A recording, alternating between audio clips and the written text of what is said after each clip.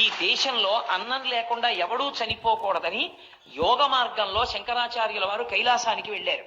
వెళ్ళి పార్వతీ పరమేశ్వరుడు ఇద్దరి దర్శనం చేసి స్తోత్రం చేశారు. పరమేశ్వరుడు సంతోషించి 5 శివలింగాల్ని బహుకరించాడు. 5 స్ఫటికలింగాలు. ఆ 5 లింగాల్ని తీసుకొచ్చి శంకరాచార్యుల వారు 5 ప్రదేశాలలో ఉంచారు. అందులో ఒక శివలింగం కంచి కామకోటి పీఠాధిపతుల చేత ఆరాధింపబడుతుంది.